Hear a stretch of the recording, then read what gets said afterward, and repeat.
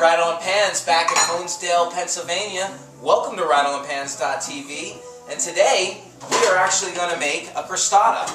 We're here again with Auntie Lola, and Auntie Lola, tell us, what's a crostata? Okay, we are going to make a pancetta, mushroom, and shallot crostata, and we're going to start by making the crust. I'm just adding 1½ cups of flour. If you would add to that a ½ teaspoon of salt, and we're just going to put all this in the food processor and pulse it a few times. And this is our dough for the crostata. This is our dough. Yep, we're making our dough first, and then we'll make the filling. Okay, so we're going to put our lid on, and you just need to kind of mix that. Okay, and to that, Christian, if you would add 3 tablespoons of cold salted butter. All right, and it's all cubed. Yep, it's cubed up. You want it into smaller pieces, and you want to make sure that it's really, really cold. Okay, so we're going to pulse that, and you'll see that your flour comes out. That's fine. It's okay to make a mess in your own kitchen. Okay, and what you're looking for is you kind of want to open it up and see that it's starting to come together. You can see that there's little pieces It looks like breadcrumbs almost. Yeah, starting to look like breadcrumbs. I'm just going to pulse it 2 more times. And I know, 2 more times, does it really make a difference? But it does. You want it to get it all through the flour. Okay, I'm going to open that up, and to that, if you'll add 4 ounces of mascarpone cheese, you can also use cream cheese because this is a little bit expensive. And to be honest, I've made it with both, and you really can't tell the difference. But if you happen to have this because you've made something else with it, go ahead and use it. And so just you put can it right all in that there. right in. You got it. Okay, so let's add this. Okay, again, you just want to pulse it. You don't want to just put it on and let it rip because you don't want this to all come together. You want it to be in pieces. And when it's done, you're going to say, is that right? It's like kind of like sand, wet sand, and you want that. It's going to look wrong, but I promise you it's right. Wet sand. Okay, wet sand. So we're going to pulse this maybe about 10 to 12 times. Okay, and to that, really, anytime that I've made this, I've always stuck with 3 tablespoons of ice water, and it comes out perfectly every time. So I'm just going to slowly add that in to the dough. Perfect. Look at that. Okay, and again, lid on. Okay, pulse it. Christian, so we've pulsed together all of our ingredients, and you can see that it's the consistency of wet sand. Okay, you want to be careful with your blade. You can actually take that out. From you. Thank you. You can pop that right in the sink. And you want to put this down onto a piece of saran wrap. And it does look like wet sand. It's like wet sand, and you're thinking, what so did soft. I do? Okay, is this really going to be a crust? But as you start to work it on your piece of saran wrap, it'll just start to stick together. It looks like Parmesan cheese. Okay, it looks like Parmesan cheese. It looks like wet sand. And you just kind of want to form a uniform disc with it. And just wrap this up. Awesome. So we're going to pop this in the refrigerator for 20 minutes. In the meantime, we're going to make our filling, and then we'll come back to this. All right, great. Okay, Christian, so our dough is chilled for about 20 minutes, and you can see that it still has a couple cracks, but as we roll this out, it's going to all come together. So I'm going to roll this out to about 1/4 inch to a 1/2 inch thickness. So what I've done is I have my dough still on the saran wrap that I put it in the refrigerator with, and I've covered it with another piece, and that's to keep it from sticking to our rolling pin. And you just want to work it from the center and work your way out. And you're going to see that the pieces kind of come apart at the ends, and that's fine because we're just going to keep rolling it, and it'll just kind of keep coming back together, the pancetta, into about 1/4 inch cubes, something really tiny, and then we're going to get that into the frying pan, and we're going to render that off. You got it. The pan is nice and hot at about a medium-high heat. If you want to put the pancetta right in the pan, okay, no olive oil or anything. You won't need any olive oil. That's going to render off a lot of the natural You guys hear that fats. sizzle? Woohoo! Sounds good, and that's perfect because we're going to use that then to cook the rest of our ingredients. Perfect.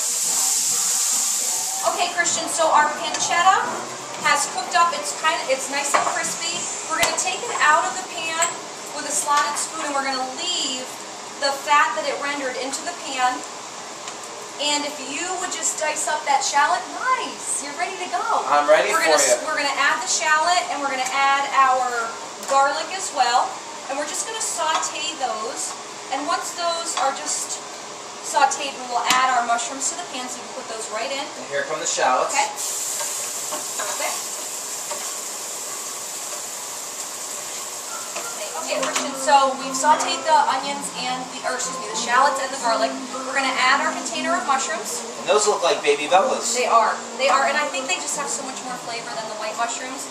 We're going to cook these until they definitely will shrink down in size. Christian, if you would get for me about 2 tablespoons of thyme, and you've got some ready to go, if you would chop a couple tablespoons. So I'm just going to run the knife right through it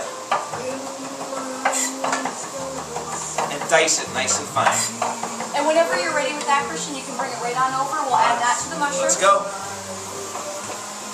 Okay, the mushrooms, the shallot, and the garlic. And you can really smell that when it gets in there.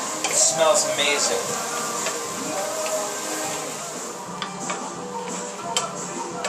Okay, Christian, our mushrooms are done. So I'm going to bring those over, and we're actually going to mix all the ingredients. So after I get the mushrooms in the bowl, if you would add the pancetta and our fontina cheese, we've got our, what do we have? Probably about 4 ounces, 2 to 4 ounces of pancetta, and we've probably got about a cup of shredded fontina cheese. Yeah, it was 4 ounces of pancetta. It was 4 ounces, okay. And we're going to put that right in there. And the cheese, we're going to put it right in there as well. Yep, and then you can just mix that together Got while it. you're doing that. Okay, our dough is ready to go. Our crust is ready. I'm going to this is smelling amazing, guys. Now, the beauty of having that saran wrap on the bottom is you can just easily transfer, and if some of your crust comes off, that's okay. Like I said, we're going to fold this up. So if everybody tries this at home and they realize that their crust is falling apart a little bit, that's normal, right? Totally normal. What we're going to do is we're going to take our mixture, and you want to set it in the center. We need to have a little bit of a rim around because we're going to fold that in. How's that? Perfect. Absolutely perfect. Okay. Are you going to maneuver it? Yeah, I'm going to maneuver it just a little bit to kind of spread it out. Okay, and when this is finished, it looks absolutely beautiful. And I like to cook it on the natural colored parchment paper. Just kind of adds to the rusticness of the dish. So what you're going to do is you're going to bring your dough up, and you're going to fold it around the edge of your dish. Okay, and like I said, parts of it are going to kind of break apart. That's okay, you can just easily place those back together. Okay, just using your fingers, and you're kind of going over the edge that you were, that you folded originally. Okay, Christian, so we've got our egg wash, and this is just 1 egg lightly beaten. And I did add just a little bit of water to it, just to thin it out. And as you put that on the crust, when it's baking in the oven, it's going to give it a nice golden brown color. As I'm finishing up with this, if you want to grab the Parmesan cheese, okay, we've got Parmesan Reggiano, and if you would just grate that liberally over the center, over the edges of the crust, it's just going to give that nice, rich flavor to the top of our crostata. So we're going to take, our crostata on our parchment paper. We're going to pick it up. Okay, we're going to place that right on top of our stone. Okay, with our parchment paper, we're going to close it, and we're going to cook it for 25 minutes. And you're going to see it's going to turn a really nice golden brown color. And then it's time to eat. Christian, it looks like our dish is done. If you would just, let me grab my hot mitts actually. Grab them up. I'm going to pull this out. We put it right on the cutting board. We need to let this cool a good 10 minutes before we serve it. There you go. Watch your hands on that parchment paper. Oh my God. Okay, and you can see this looks amazing. Such a rustic presentation, and it's really, really delicious. So I think you're really going to like this. The crust is turned golden brown. It's amazing. It's bubbling a little bit in the middle. This cooked at 400 degrees. I don't know, maybe for 20 minutes, but you'll know when it's done because it'll look like this. God, I can't wait to cut into this, but you can't right now because it's just so super hot. So I'm going to try to be patient and wait, but I hope you try this recipe at home. From Laura and myself, thank you from RattlinPans.tv. We hope to see you soon.